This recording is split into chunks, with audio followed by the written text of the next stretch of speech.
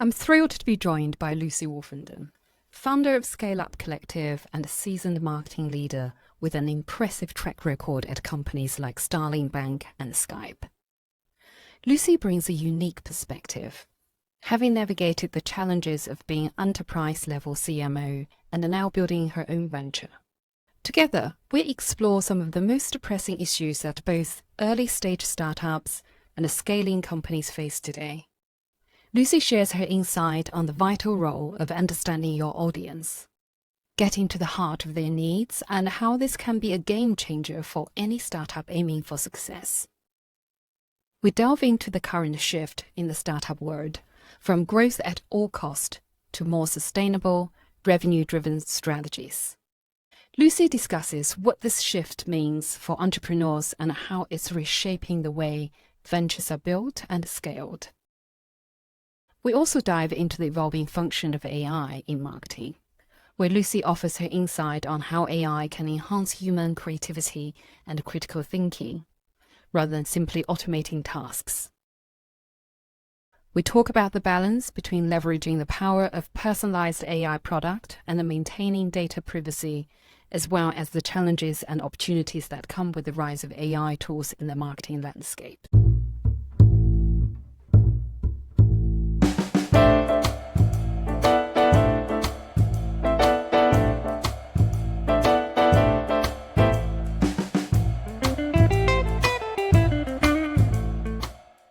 Lucy, your CMO experiences spanning over 20 years in both agency and in-house, including some of the household names like Starling Bank, Yacht, and Skype before you went to set up your own business, the Scale Up Collective, in 2021.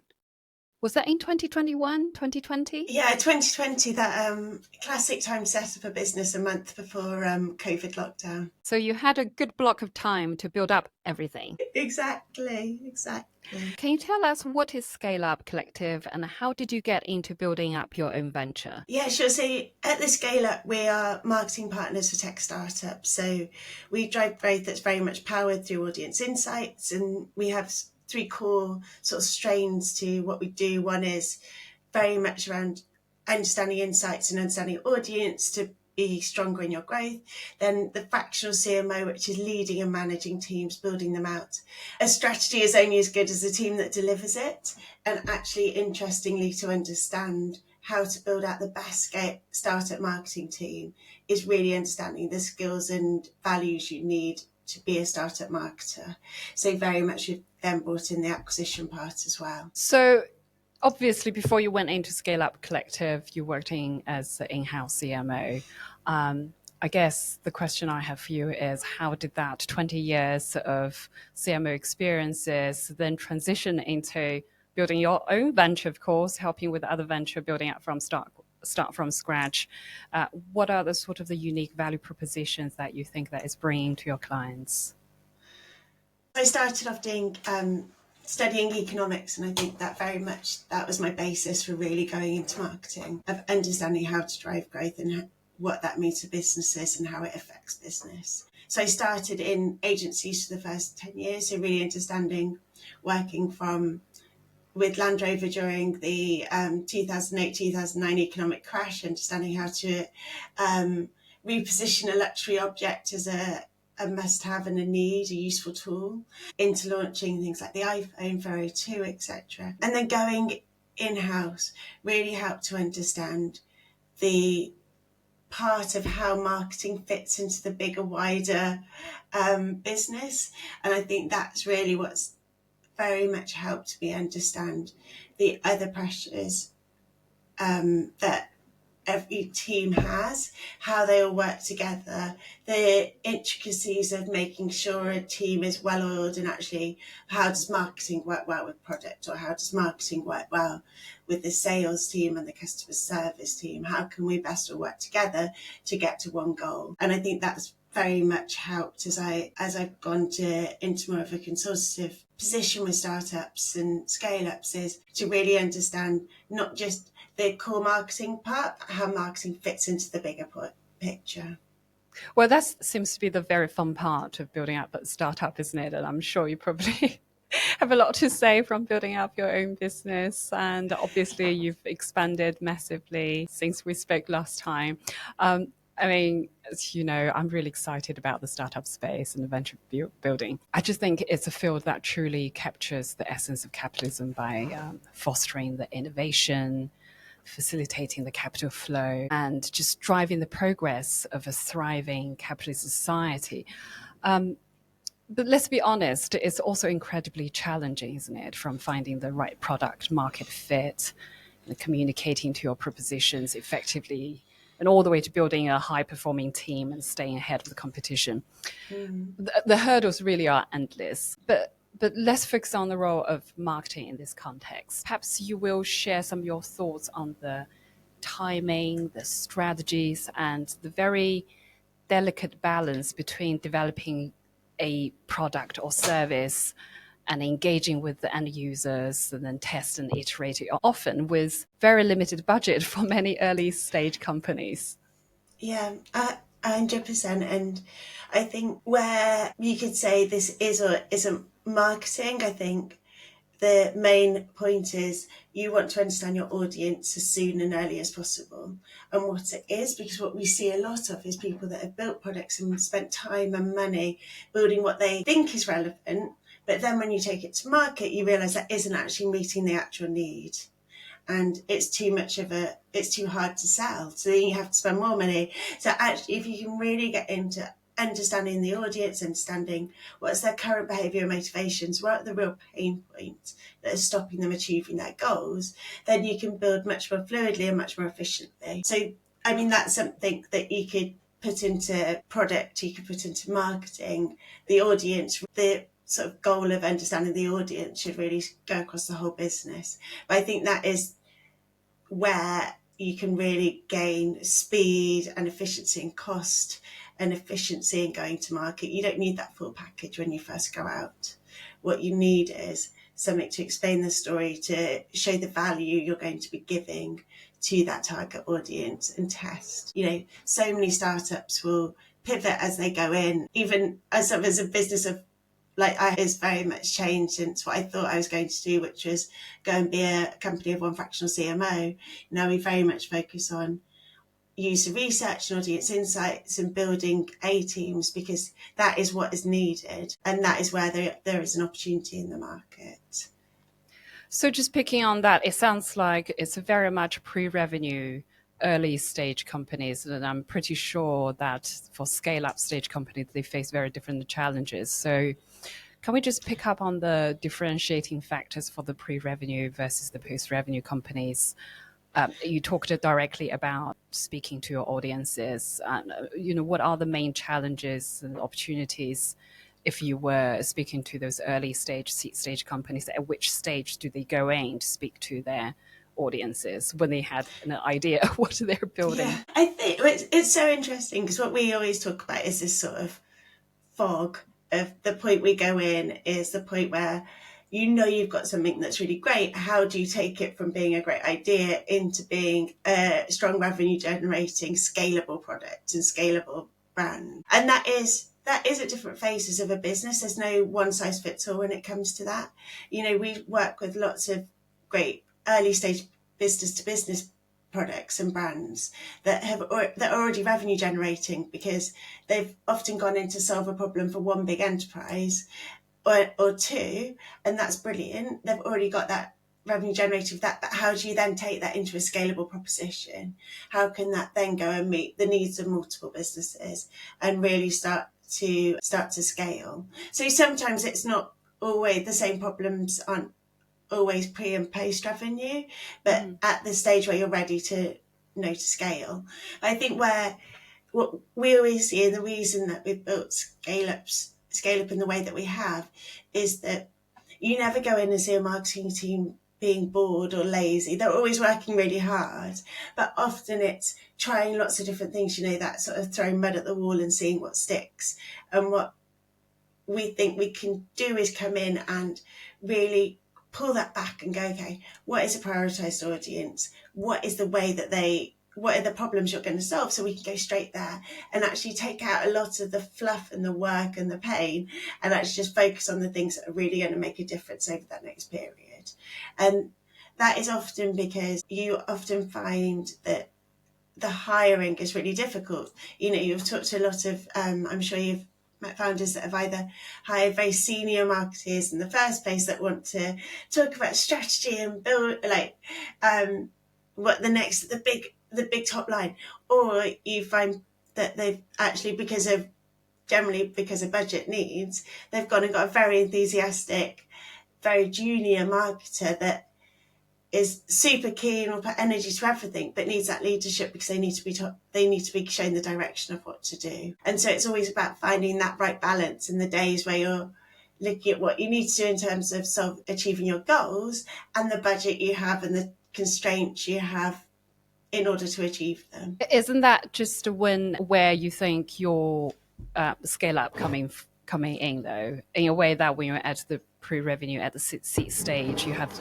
often a founder has a very strong idea, a concept, the product you're building, and I think by definition, most of them should have done their groundwork to know the users they're building. But then sometimes it is hard when you don't have a sounding board to actually speak to the customers or users, whatever they're building.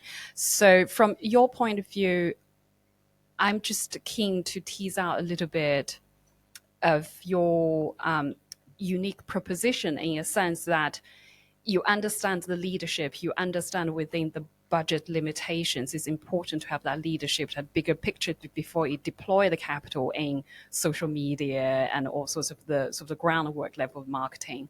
But how do you deal with that push and the pull factors with the early stage founders? And sometimes they have very strong idea, but clearly you can see something's going on. And then as an external CMO, what's your approach often to sort of balance out the strong view versus what you need to listen to the audience? I think one of the main insights into this is really understanding what's a core problem they're trying to solve, what's the vision, because that often will change when you actually go to market, and that might be because of the market changes, or the environmental factors are changing and therefore are different. So often it might be that a product or brand is often initially built for a business to consumer point of view and go to market strategy, but actually it's a lot stronger to go directly to B2B and then sell it into consumers in that way.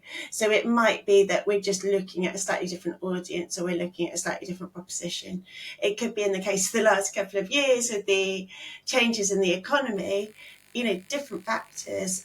We've worked for a few years with a environmental product, and it started off very much about people wanting to do the right thing for the environment. But then as credit crunch hit, energy bills are going up, it very much became, how do you save money? How can I bring my bills down so I can afford to pay them? And that's the sort of insights that you want to keep understanding in order to get that cut through and to get that first stage of scaling. I wonder if we could just switch gear looking about the broader marketing landscapes. And I think it's something that both for the early stage founders as well as the growth stage that equally paying attention to. In your industry, can you tell us a little bit more of what the major changes that you're seeing now and the changes that you foresee for the entire ecosystem in the next couple of years? Yeah, super interesting. There's obviously there's always change, and I think that's probably what's quite exciting about this area of the world, of the business. I think the biggest one for us was very much when I started in-house, 2014 to 2017, 2018. It was all about growth. It wasn't about revenue. It was who can grow the fastest, who can get the most users, who can scale quickest. I think one maybe positive about what's the economy over the last few years is that there's been a much sort of a slow down approach of actually let's build revenue generating businesses that can be sustainable. And I think the sustainable growth is is, actually it's much more exciting, it's much more realistic. We're focusing, and it does mean slightly slower growth. We're not getting some of the exciting headlines you want, but you are getting a sustainable business that you don't need to rely maybe on that continual need for funding, and CEOs can slightly step off that constant merry-go-round of actually it's a full-time job, it's fundraising and not actually running the business. So how can we see that, and what does that mean for the future? That is definitely one that has been for the last few years, and that's very interesting. In that sense, having seen the shift or transition from the very much the growth-driven to revenue-driven, what would you say in terms of what fundamental aspects of marketing have remained constant, while what other aspect has significantly evolved that would cause for your expertise to come in to adapt to that change? Yeah, I think it's an interesting one. I think one of the biggest ones, and one of the frustrations I hear from founders, which is, there is weight to it sometimes, is that what are the KPIs and what are the goals that marketing teams and marketing teams are working towards? It's not about how big your social media following is. It's about how many customers are actually subscribing and staying subscribed. Let's all focus on that core goal of getting revenue generating, and how do we do that? And that's been a slight change in skill set for some marketers that have been used to focusing on that top of funnel awareness, email opens, engagement, and actually focusing on, it's not about the quantity of people we're driving, it's about the quality of the customers, and how can we optimize towards getting that long-term sustainable revenue growth. And I think that's a positive, and that's the same for B2C and B2B business. Let's talk about upcoming trends and innovations in your industry, shall we? I'm very interested to hear you tell us a little bit about what sort of the trend from marketing perspectives, both in terms of the tools you're using and the method you're deploying when you work with the founders. Have you seen any game changers, or is it still pretty much the same thing? Well, very much early stage is all about efficiency and automation. How can we grow that? So the two sort of strains of that is, what can we automate, and how can we use AI to really further what we're doing? And I think that's been it's very exciting for how we've been working with clients, both from how we can run the collective to what are the projects we're working with from a client point of view. So definitely see that as, it's been a huge conversation for a couple of years. But I think we're now seeing more practical interpretations of actually how it's using and what the success and opportunities are. Let's talk about AI, shall we?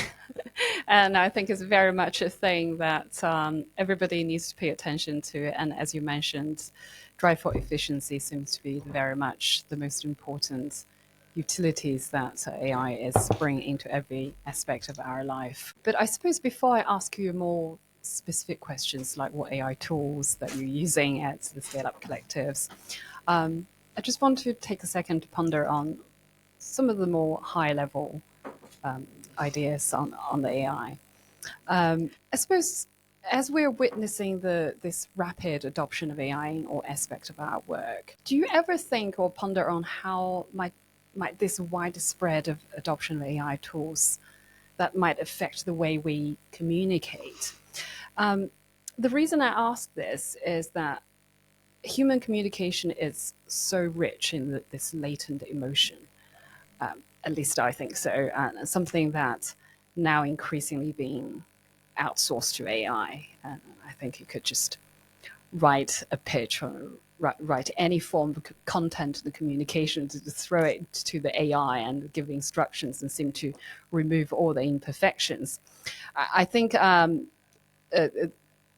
Tegmark and Lex Fridman talked about this in one of their conversations. But while AI might help us achieve complex goals more efficiently, and everyone talk about efficiency, I wonder about what this long-term impact on our communication behavior might be.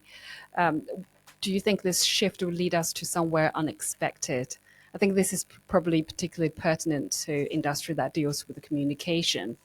So before I digress too far, the core of my question here really is for companies choosing AI tools to support their marketing activities, where do human CMO comes into this game? Yeah, I mean, it's very much, we can talk about the sort of themes within that use of amplification AI, amplification intelligence. But I think that I see what you can add on and what's missing from AI doesn't replace people, it amplifies what they do. What a human adds on to that is creativity, critical thinking and empathy, which we're not getting from the LLMs. And so it's very much when we're having conversations about how it can enhance and drive efficiency and improve the output and reach goals quicker, is about how can we most intelligently use these tools to create the content and to create the marketing that we need. And there are different ways in which a team can use that. So it's definitely not, we don't have conversations as in, you don't need to hire that person because we can just use a tool for that. That isn't, it's when we're looking down the skill set needed, there are, as much as it is in the same way that automation has been a huge change in marketing, of taking away some of the menial tasks, how can we amplify what we're each doing now to improve the effectiveness of the team? So if we're looking at improving performance, you've got predictive AI. We can now look at what is the model that we believe the success of this campaign is going to have, especially when you're looking at things like data and how do you target a specific audience. How can we clean up those lists so that we're targeting better people and doing that, and into that using some really interesting tools that is a mix of automation and AI, which is things like, if you're looking at targeting enterprises, for example, we can target different people within the same business with different automated messages based on what they care about and their problem. And that comes into one single campaign. That personalization of the messaging is incredible. Do you get asked a lot by business? You mentioned earlier, some people might say, oh, can I use AI to do this and that? Obviously, touches on the question, some of the concerns about it now. Do you get asked a lot? Do you see a shift in the requirement from your client's end? Yeah, I mean, there's a massive range of expectation of what AI can do and how it fits in. And you'll find in each sort of sector, whether that's research or content or social media, etc., different opinions as well. I think one thing that we found is it is about amplifying, and we do need to be using it. People are needing things faster. People are needing things cheaper. There's such a vast range of how we use it. And it's just about using it with intelligence and using it with that critical thinking and creativity on top of it. In the same way, I always think about, a project's only ever as good as the brief that's been given. And AI output is only as good as the prompt that's been given to that. You don't just press a button and it comes out. You've got to really think and really understand what you're asking. Yeah, this just reminded me, I just picked up from social media a couple of days about this British neuroscientist and theoretician called Carl Friston. Something he said is really profound, because I struggled a lot about this concept of definition of intelligence. Obviously, there's a lot of different ways looking at it.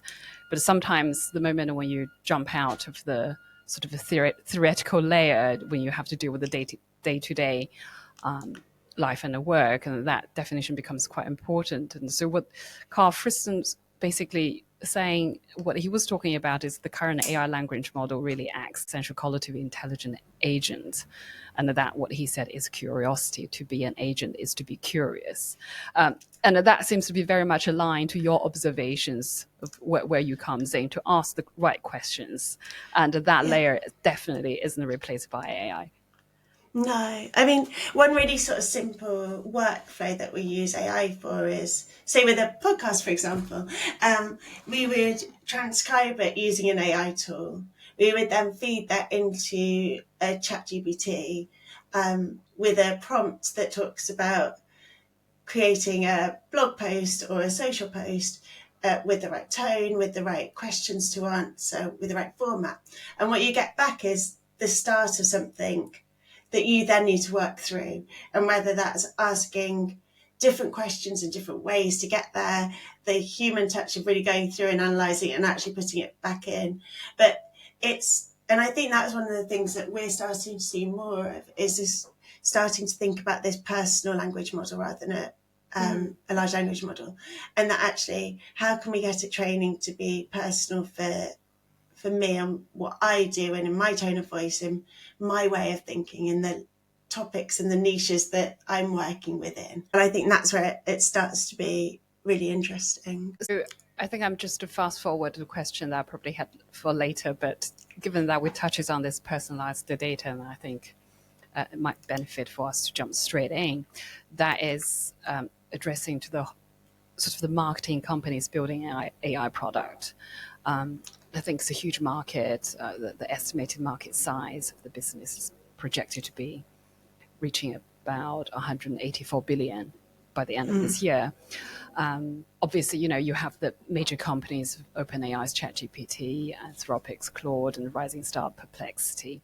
So no doubt all of this for a growing need for marketing AI companies, and that comes into implications about data privacy as we're addressing more and more personal data set. So can you talk a little bit about when you come to market AI companies, what are the key elements to consider? Especially addressing to different segment of the audiences as more companies trying to get the market share? Yeah, I think there's a couple of different ones. One is differentiation. There's a lot of understanding. A lot of the AI tools right now have been built off the back of ChatGPT, so it really is the same back end. So are we really doing anything different with each tool? I think where we're looking at where are the opportunities to really solving problems, and looking at, in general, that's also looking at the person that's going to use it, the user, and the business. So it might be for a content producer, for example, that's expected to write sort of 20 blogs next week. This is thought starters for them. It's giving them the basis to do their research faster so that they can start writing interesting content and getting them on that creativity road. So that helps them in terms of creativity, idea starters, research. For the business, that means better content, faster and cheaper. And it's understanding what the different needs are for the different people and how you talk to people about that. And very much trust comes back again and again, both from a security part, from a how is my data going to be used? Is it safe to use data with this tool? To an ethical part. And then, is it right that we're doing this? Is it biased? How is it being trained? And I think they're the interesting sort of how you can start to unravel those conversations and start to unravel what that means for your business and you, because it is quite a personal.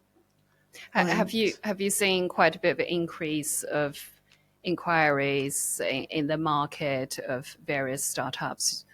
Like you said, a lot of projects that spring out of OpenAI. Have you seen quite a rise in demand of helping them to market their propositions to the population? Yeah, very much so. Very much so. There's and there are a lot of startups. Obviously, there's a lot of money going into them because a lot of the VCs have AI as a key area they're interested in.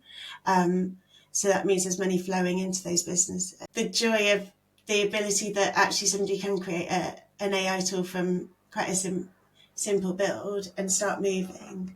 So there's very much from, we use an AI tool for outreach on LinkedIn.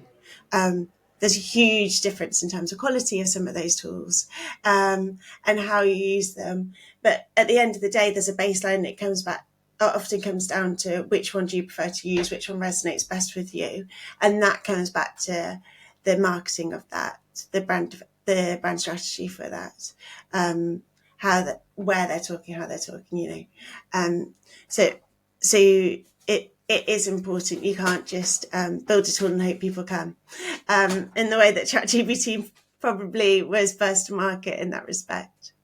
Going back on the personal data bit, what have you seen in the market at the moment? Certainly from my point of view, when ChatGPT come out, very excited. And of course, Anthropic come out. And just from user point of view, you get a sense of their data policies, just sort of the things they pull up on the screen. They tell you, whether we're going to retain your data or not. There's a lot of money poured into this. And it was something I found it quite fascinating. That was this pause for AI development initiated by next tech mark, the concern, what they call the Murloch's law, that huge amount of money pour into something, and the sheer business interest just drives this thing into a direction that we have no control over. And from user point of view, we seem to have very little say about this. So as you're working with all the founders building AI tools, what's your sense of the founders' sort of inclination whilst they're balancing the concern for the ethical security and privacy, as well as the need to build the next biggest AI product? Is there a general sense from the founder that they think this is actually potentially what I'm building have a profound implication on the humanity? It's so interesting, isn't it? Because it's slightly, you could boil it down to not in my backyard, which is you need all that data to build a really useful model, but Right. it can't be my data and it can't be my customers' data, because if that ever came out, that it would be the end of a business. And so it's a really difficult one, I think. But I do think personalization, and there are two sides to that personalization trend. There's a personalization which is, I want my tool to work for me and best for me and to be an extension of my brain. So it needs to be learning from me on a daily basis, not generically answering for everyone. And then there's the part from the marketing customer point of view, which is the opportunity to make an almost total end-to-end personalized customer journey through the tools that are being created. Isn't that incredible, when actually a lot of what we're doing as marketers is trying to build down the complexity of the anxieties and the problems and the pains that customers are having and the different case studies they each have. So if we could actually just build multiple thousands, millions of personal journeys for each of them, wouldn't we be so much more successful? So I think there's two different ways that we're looking at that personalization. In terms of data security and ethical data, it's obviously a huge concern, and it is about, there's a lot of work being done, which goes above my head and my understanding of technology, to really make sure that it is first of all ethically driven and secure from a security point of view, safe for people to use. And that always comes up in every when you're looking at any worries, anxieties that any potential users will have. They are two of the biggest themes. So just coming back to your business a little bit, are you extending your client base beyond the sort of the startup space? Because touching on the personalization of data, I'm just thinking about industries like financial industry, for example, companies like Reuters, LSE, they would have massive amount of proprietary data that they're in a way sitting on a gold mine of data that can be personalized to use for investment analyst professionals. Is that area that you think you'll be interested to get into, because it seems very exciting? It's almost like a sector that is poised to fly, and it would require such different way of marketing to tag into that, almost like uncharted territory. Yeah, gosh, it's a good question. I mean, there's definitely a theme feeling from the big enterprises that they have a lot of data, but how do they use it and how do they most use it? So there's a whole business, there's a whole new market that's been built over the last 10 years that is really about managing that data, storing that data, being able to share, making it easier to share data, to conceal data, to analyze the data. And that is definitely something we work with, and it's a really interesting part that partners with this use of AI and the AI tools. So it's definitely something, I think, from our business perspective, we work best when we're working at transformation stage, and that is often either at the very early stages where it's initial go to market, or it's at the part where a business gets to a certain stage and they start to plateau. And there's different reasons for that and different points, but they need to really rethink that. And often at that stage for us, when we're thinking about data, it's useful because they've already got a few years of what's worked, what hasn't, a lot of customer feedback, customer pool to talk to, that we can really then have informed decisions. So yeah, it's very much touches every point of what we're thinking about and what we're doing. Clearly, AI has been very transformative, but just from your business point of view, from your daily life, can you share with us a little bit on what do you think is the most powerful utilities?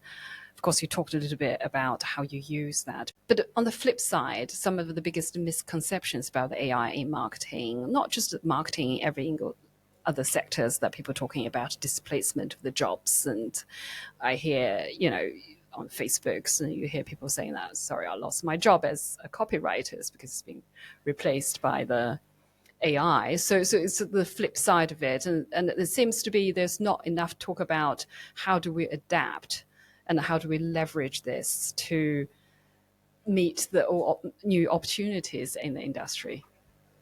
Yeah, very much. And I think I've mentioned before, but Reid Hoffman talked about it as amplification intelligence. And I think that's the best way from a marketing skills point of view, how we can utilize that. So it's not about replacing anyone. It's about adding this technology to our human intelligence, as it were. It isn't about replacing experience or creativity. It's about helping us get somewhere quicker, helping us to get to the end point faster. And when we're looking at it, a lot of the AI tools are actually replacing a lot of administration work, which is, one, it delays projects, two, it's not really what people want to be doing. People are more engaged and work faster if they are very clear and everything's organised and they're working in a really tight process. So, we're using tools like Notion as very much how to be more productive, looking at timelines, looking at how can we communicate and with clients, how can we manage all the statuses of all the various projects, especially when they get complicated. Things like Motion to manage your diary so that you can say, right, I need 3 hours tomorrow to work on something. But clients can put in meetings in times as long as I keep 3 hours at the end. I don't care which hour it is. Things like that are just super useful, and it doesn't take away what I'm doing. It just means I get to do my job for more hours of the day. And I think that's the important part that we want to keep managing, and that from the ethical point of view will stay in that way. Sure. I suppose that also gives you an edge, doesn't it, as a service provider, from client end point of view. In the old days where we conduct market research, it takes many hours, many man hours to going through all the data. So can you tell us a little bit, how you operate and how your team leverage this to increase your efficiency? In a way, I think and client perhaps benefit from this increasing efficiency of the way you work. Yeah, definitely. So I think I just mentioned productivity is a big one. There's no excuse anymore for any spelling or grammar errors. So just from a transcription has been really useful. The ability to focus more on a meeting, for example, because you're not taking notes, because you know that the notes are being taken for you. So you can have deeper and better conversations. And then some of those transcription tools are actually becoming quite useful, although a lot of them become memes of that wasn't what we were talking about in our meeting. The analysis of that is getting better and will keep getting better in terms of talking about themes, sentiment of the meeting, key action points to take, which also helps from a legal point of view, from a supplier point of view as well. The ability to do desk research faster, rather than have somebody spend days scouring websites and looking at ways we can do, we can now be asking questions and pointing us in the right direction faster, which definitely helps at that very beginning, especially for a multifaceted product that's global. There's so much you need to look at, from competitions and alternatives to audiences and ways of working.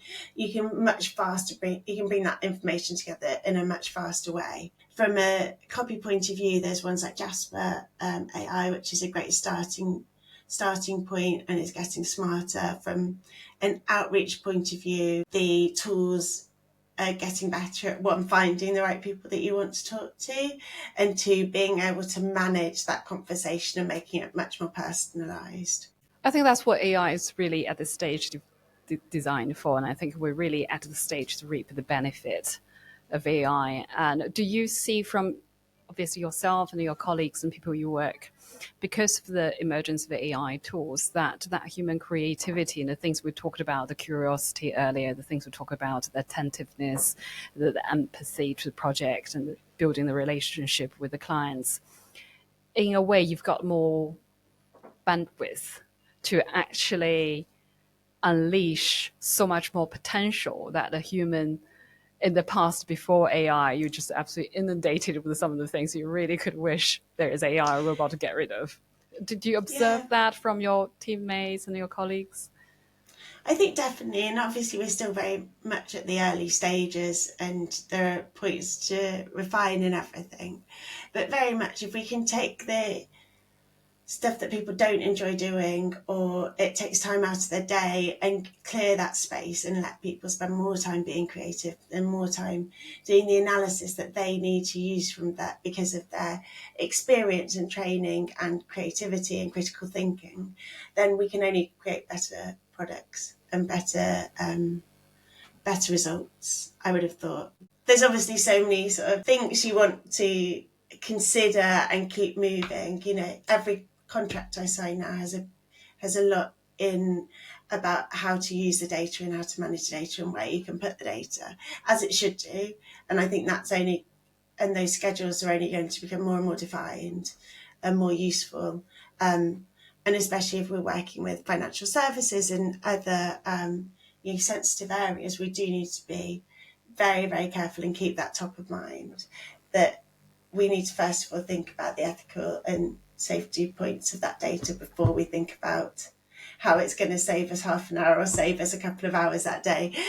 So I think there's that level that we always need to put on.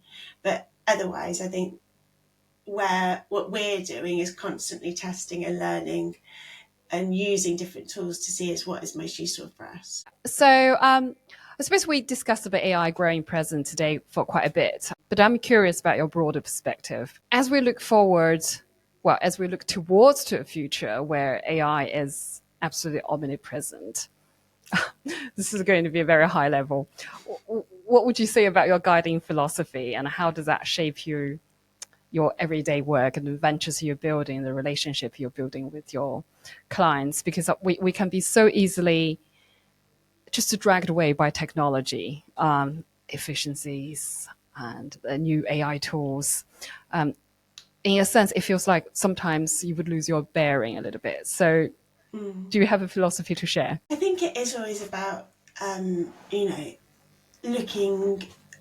stepping back and just thinking, is this something that's going to improve the lives, or how is it going to help people? Is it a positive that's getting out in the world? And I think, we're going through B Corp process at the moment, and I think there are lots of other groups and frameworks that we can go into, that we can put ourselves into to make sure we're always having that right conversation. In the same way that I was talking to a client earlier, and they had a lead for a business that they just weren't keen to work with, and even though very early stage and needing those initial clients to get to the next stage of funding, it is still very much, you've got to be able to sit back and go, that they're not people that we would work with. We don't believe in what they're doing. That helps. So I definitely think that is the right, that you always need to be stepping back and thinking about it before you dive in and you get too far.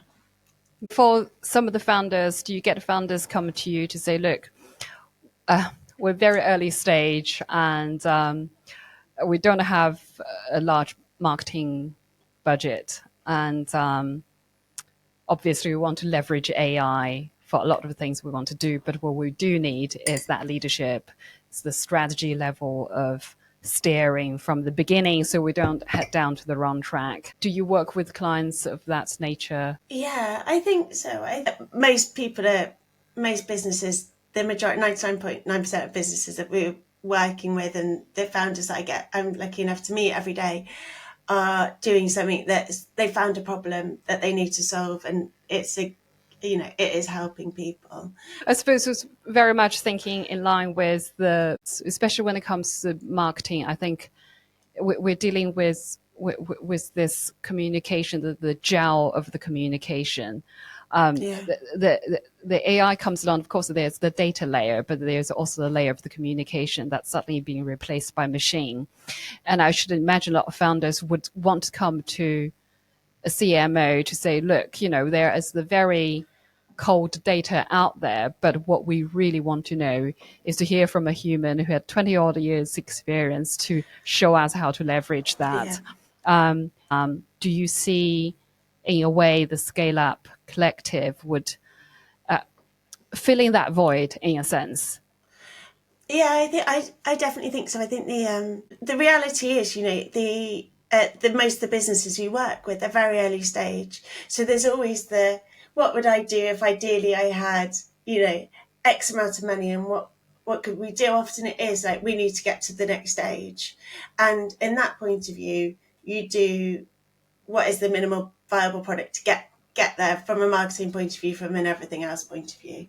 So there is always that reality. You spoke about this earlier, like this, what's great in theory versus what's great in practice. And you've got to have that reality layer on it, which is, I am running a business and I've got to, what can I do within the realms of my ethical beliefs, but what do I need to do to get to that next stage? And that isn't always the sort of the very, very high, lofty, ethical sort of aim that we have. Great. Well, we're coming to the end. Question about the Scale Up Collective. You yourself is building a venture. How is it going? Where is it going? We're always building. I think I'm within this, the love of being an entrepreneur. I think there's a couple of things that we've been looking at, which one was, we obviously are very much deep into how can we help clients with the audience insights, and what does that mean? And, it's a very deep process. It takes, a good 150 to 200 hours per project. Is there a use within machine learning and AI that we could be using some tools to help people that are at an earlier stage that can't afford to pay somebody for 200 hours worth of work? Is there a way that we can help them do it themselves by giving our guidance layered on top of some AI? So that's one thing we're doing. And that is, it's a continual learning process. I think one thing we're very clear on is, what can we do that isn't being done by other tools? What can we do that really fits in with the founder's busy life? They're still quite, and how can they do it without needing to go and become a user researcher, an audience researcher? So looking at that's a very much an ongoing project that is that we're really enjoying putting a lot of effort into. Apart from that, we're looking at also building out one thing. I was CMO in-house, have been a fractional CMO for the last 4 years, and looking at how can we start to connect better fractional CMOs and clients where they need somebody to parachute in and save them for the next 5 months in-house full time. And so really looking at how we can support that decision-making process for non-marketing expert founders to find the right CMO or marketing support. So that's our other project that we have on, that's bubbling away in the background. So for some of the founders who probably, I don't know, just got the funding, built the team, and start thinking about marketing, and somebody come along to say, hey, you should try the CMO approach, what would you say to them? How do they find you? Very much.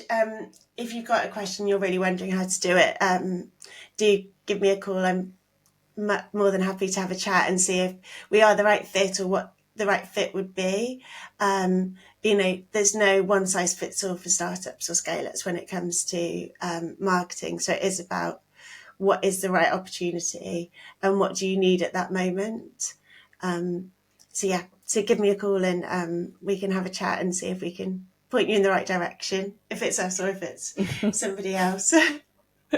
Fantastic. One last question, Lucy. This show, I build it up for the startups, for the founders, for the people who are building the business to support the ventures. It's been fantastic to talk to you.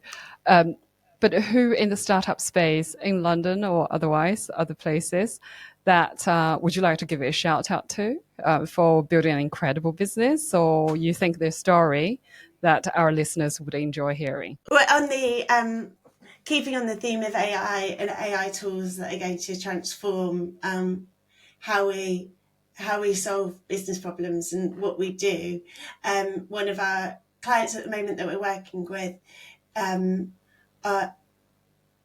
the insights and strategy is Beings, which is a research tool for customer research at scale, and solving the problems of how do we do customer research at scale in a timely and effective manner, and working with some of the enterprise brands, and very much to continue this conversation, I think, and have a much deeper conversation about AI tools and all the intricacies and conversations around it, then definitely Dave Johnson would be a brilliant guest on this podcast. That's amazing, Lucy. Thank you so much for your today's time, and I really enjoyed our conversation. You too. Thanks so much, Yang. It's been brilliant. Thank you, Lucy. And that brings us to the end of this episode of the CAT podcast. I hope you enjoyed it and will tune in again as I speak with some of the brightest minds in the startup space. If you're passionate about innovation and venture building, I'd love to hear from you. Until next time, keep building and stay curious.